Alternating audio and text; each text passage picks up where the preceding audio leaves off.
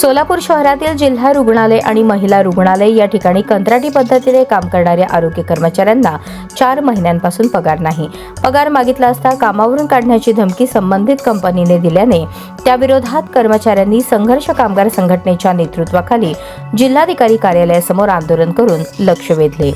महाराष्ट्र विकास group company Nashik यांच्या वतीने सोलापूर जिल्ह्यातील जिल्हा रुग्णालय व महिला रुग्णालयात कंत्राटी पद्धतीने नर्स, सफाई कामगार, लॅब टेक्निशियन, एक्स-रे टेक्निशियन अशी वेगवेगळी 200 ते 250 कर्मचाऱ्यांची नियुक्ती करण्यात आली आहे.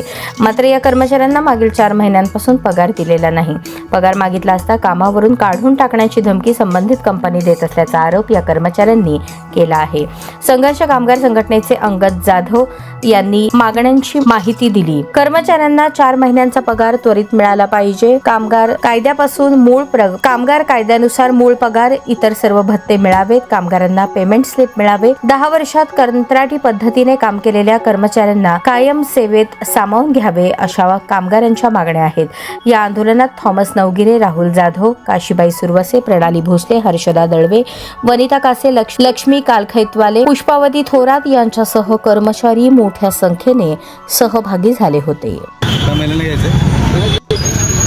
संघर्ष कामगार संघटनेचा अध्यक्ष मी अंगद जाधव आज महाराष्ट्र विकास ग्रुप कंपनी नाशिक या कंपनीकडून सोलापूर जिल्ह्यामध्ये कॉन्ट्रॅक्ट बेसिसवरती 250 कामगार पुरवठा केलेला आहे.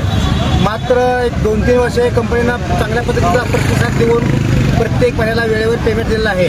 मात्र ह्या 4 महिन्यामध्ये एकाही कर्मचाऱ्याचा ह्या कंपनीनं पगार दिलेला नाही आणि पगाराचा विचार न केले असता आणि व्हॉट्सअपमध्ये पत्र पाठवले की ज्या कर्मचाऱ्याने आंदोलनामध्ये भाग घेतला जाईल त्या कर्मचाऱ्याला उद्या मी कामावर काढून टाकणार. म्हणजे हा कामगार कायद्याचं उल्लंघन करण्याचं स्पष्ट दिसून येत आहे.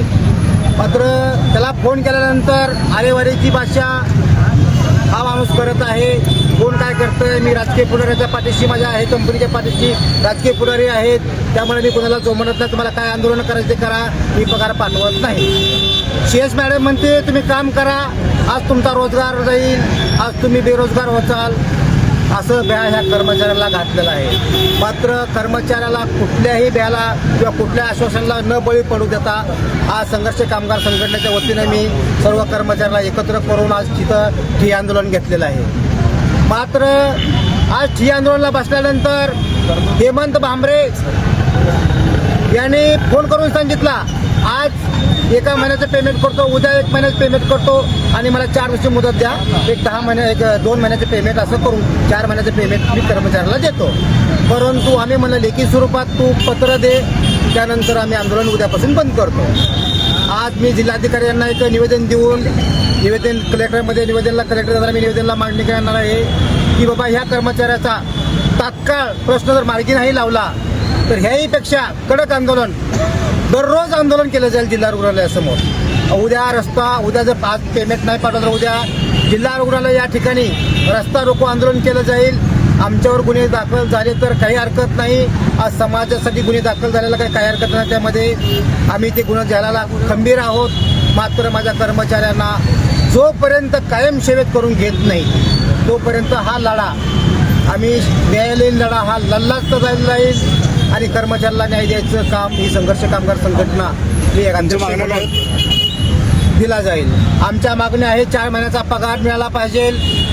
आज कॉन्ट्रॅक्ट बेसिस जो 2023ला जो जाहीर केला, शासनानं जाहीर केलेला आहे, त्यामध्ये कंपन्याचं रजिस्ट्रेशन रद्द करून कॉन्ट्रॅक्ट कायम सेवेत घेतला पाहिजे. आज जुन्या सिव्हिलमध्ये त्यांनी मस्के सरांनी एक परिपत्रक काढलं होतं की त्यामध्ये कामगार भरतीचं काढलं होतं. मात्र हनीफ मुश्रीफ साहेबांनी आम्ही भेट घेऊन तिथलीही परीक्षा आम्ही रद्द केली आहे. आमचा कर्मचारी स्टाफ काम करत आहेत. जर आमचा कर्मचारी स्टाफ नसेल तर तुम्ही भरती करून घ्या. अवेलेबल तुमचा कर्मचारी असताना तुम्ही भरती का करता? मग हनीफ मुश्रीफ साहेबांनी ह्याच्यावरती एक जाण आहे, कायम सेवेत करून घेण्याची मागणी आहे. हक्काचा रजा, हॉलिडे, सुट्टी या संदर्भातली जी मागणी आहे आणि कामगारावर जे दबावामध्ये कर्मचारी दबाव करत असेल त्याबद्दल आमचा हा लढा आहे. पेमेंट स्लिप एक मिळाली पाहिजे, यानुसार आम्ही आजची मागणी मांडत. जय भीम, जय महाराष्ट्र.